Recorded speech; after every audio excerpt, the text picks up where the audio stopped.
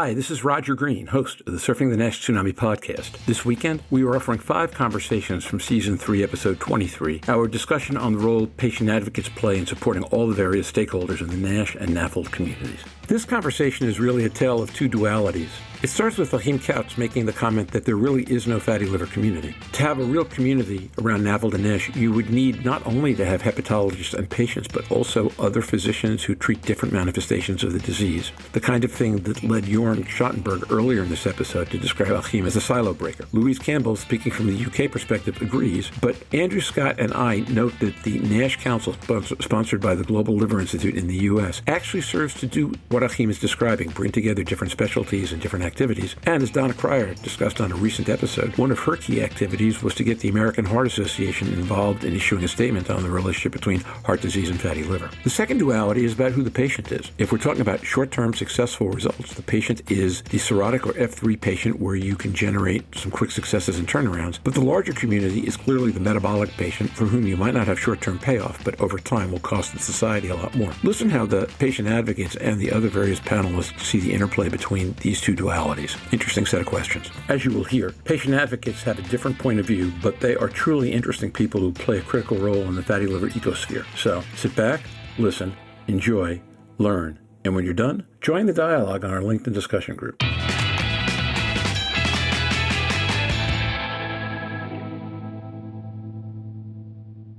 I absolutely think you're right, that there is no overall community. And it's interesting, if I get to a patient side of how do you get that peer-to-peer working, I think hepatitis C, for example, do it really, really well in the peer-to-peer advocacy groups and at their community, and how somebody helps somebody lead and is that sort of contact. That can be done very well, but I actually see it stronger in the population who are not patients. They are people who choose to have FibroScan to know their liver health and well-being, to offer the prevention, and their psychology is totally different. Oh, so I've got high liver fat. Why would I not want to know? And what I tend to see, if you get a group of people, they then go out and compete against each other's scores, and they make slight tweaks to their diet, their lifestyle, and then they compete against each other.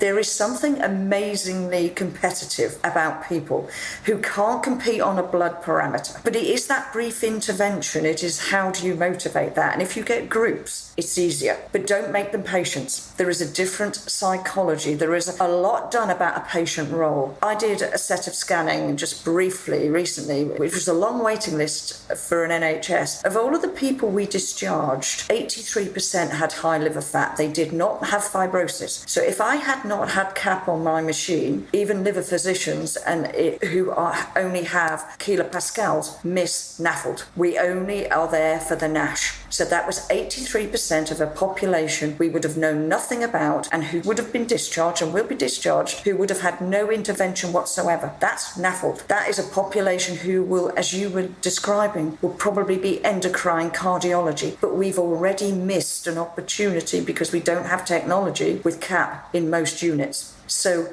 we're not even looking after the livers that we know. We're only looking after fibrosis, which comes back to Jorn's point about silo. If we can't use technology and non-invasive, blood tests don't tell us, we are not able to design or develop that strong community. You're right, that's where we have to start, because a lot of people are a community. They just need to be told their part and be part of that drive. Everybody has the right to know their liver health. Everybody has the right to avoid diabetes, heart disease, liver disease, and all of the plethora of diseases and conditions that are related. So it's really, really important to start breaking down these silos. And just a quick comment from my side. I think I don't really have an angle, at least from my side, to foster inter-patient interactions. If somebody walks in my door, I can't tell them the results of the previous guy that just walked out. And, I can say, historically, I know this worked for someone, but this is pretty abstract. So as a physician, I think this is even, how do I pull these people together?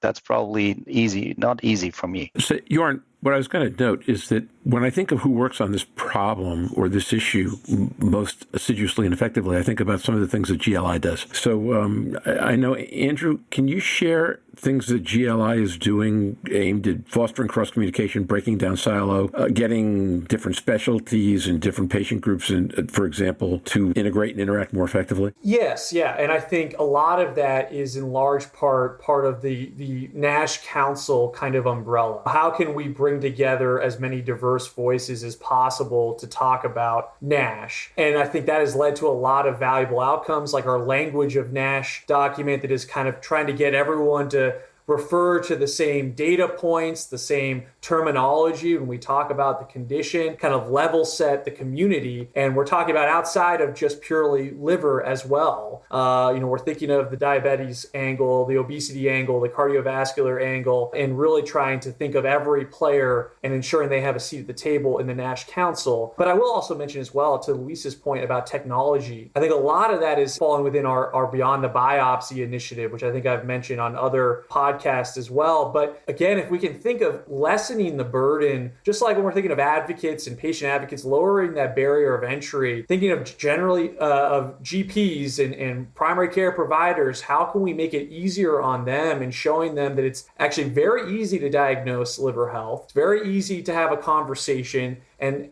easier to have that conversation earlier than later. So that initiative really, when we're thinking of that, how we can educate providers across different specialties, that's really been one of the goals of that initiative that we look forward to kind of continuing ramping up forward and partnering with others on that as well. Yeah, and I'd like to add this here. So one tool I'm running is a very simple self-assessment for having a risk of having a liver disease. It's a simple questionnaire. It's a Lebertest.de. And so we're not doing a lot of advertising because we try to generate data. Currently, we have around 360,000 participants. So this year, and it seems that there is interest. So, and interestingly is the self-assessment factor of people who might be at risk. When we had make some research, so, and coming to your point, Luis, so we have pre-selected groups who are very empowered to be in a good health, to have regular exercise, to have healthy nutrition. They're interested in their health, so they go regular to checkup. So, but we have a big proportion of those who don't care for health. And I think one of the groups is really, so we need to catch up, is those in the age between 80 and up to 35, because this is the foundation basis for developing this more metabolic area disease. And this is where we have chances of early intervention. And therefore, I think one of the elements we can create there is a kind of self-assessment risk factor channels we need to promote. But in the framework, so as you said, Andrew, so love your liver, love your life. So it is part of the general health. And the other group I like to focus on where we need to do extremely well advertising and promoting to bring them into healthcare is those who are in late stage. What about the people with NASH in a fibrosis stage of 3 and plus? So those cirrhotic patients who don't know that there are cirrhotic patients, what about them? Because this needs urgency, and this is something we need really to address in a different way. And maybe because to put NASH more in a metabolic discussion, maybe we have chances. How do you see things like that? From my perspective, in the metabolic discussion, you have definitely more chances for prevention. You have chances to save money on healthcare systems. To identify the cirrhotic patients, we're very close to endpoints, and I also want to see those, in particular, as I can do something with them. But identifying the metabolic patients goes more towards a general well-being, living healthy, and these type of things. So I think that is very important. It's probably beyond what, as a liver physician, I can do, but I would say that's a key in decreasing numbers in the future. I think the other thing for me is looking at trying to find exactly the right people for a liver physician. Liver disease is growing exponentially around the world. Going to your point a little bit earlier about politicians wanting a quick win, the biggest quick win globally is liver cancer. We're not going to make the SDG goals because of the rise of liver cancer around the world, so ultimately all nations have to target finding liver cancer. Goes back to your earlier role, Joachim, with liver cancer, goes to a lot of the work that you guys are both doing, but also from the British perspective, the British Liver Trust are doing an awful lot of work, and the government's putting in targets now about finding liver cancer patients or finding those with cirrhosis who are at risk. That is a big win that could be done and targeted from that perspective. But it is finding the proportion of poor liver health that need a liver physician in the right level, the right gauge. And I know we talk about kilopascals being 8 in a lot of the guidelines now as being where we want to refer people for. A few years ago, that was 7. Because of the numbers, it's going to rise to get to the deepest concentration quickest. So we appreciate why, but it doesn't mean that there's no disease at that lower level. So they may still need to be looked at rather than just, you don't make the criteria, go. But you want to find the endocrine health, you want to find the cardiology health. So it is that all-inclusive ability of the liver to be the metaphor we've used recently, the window to your health. The window to metabolic health, the window to various, obviously, polycystic ovary disease, we could say it's a window to reproductive health, both for men and women. It's probably because it's always been stigmatized, it's always been sold in the wrong way. We really need to change that. And getting everybody together around the tables at conferences like Barcelona next week, we've obviously got EASL, we've got ARSLD. NASH had a roundtable discussion. I think, Roger, you're leading a discussion next week with various different people, including Achim. But that is the strength that I see coming now, developing and moving on in the future. That's a marvellous movement forward through all of the advocacy groups, and that's where the strength lies, I think, in the future. Louise, Achim, let me take a minute. First of all, let me run around to the other side of the table. I haven't revealed this since episode 1, okay? But it's possible that my interesting fact is that my first career was in political polling. And I polled for members of Congress. I polled for governors. I have a perspective that I think is maybe even a little different than Achim and Andrew's, and certainly different than, say, Louise's or yours. And nothing moves politicians like short-term hard numbers, right? What can you do for me next month? What can you do for me next quarter? What can you do for me next year? Prove it. And if it's not next year, it probably doesn't matter, or it doesn't matter as much, or it's a whole different kind of a sell. The problem I've always thought liver has, and this is previewing a little bit of how we're going to tee up Saturday's talk, is that if you want to treat cholesterol, you've got LDL levels. If you want to treat hypertension, you use CVD, even you can start with blood pressure. You want to treat diabetes? Well, we've all settled in on glycohemoglobin. There is no number for the liver, right? And Louise, your point is a good one. You probably could use CAP as a number if you could get enough tests to enough people and some integrated sense on how to use it. We had Naeem on the other week, and you and he were significantly off on the number that you would have preferred to use, although you agreed it was because you were looking for different things.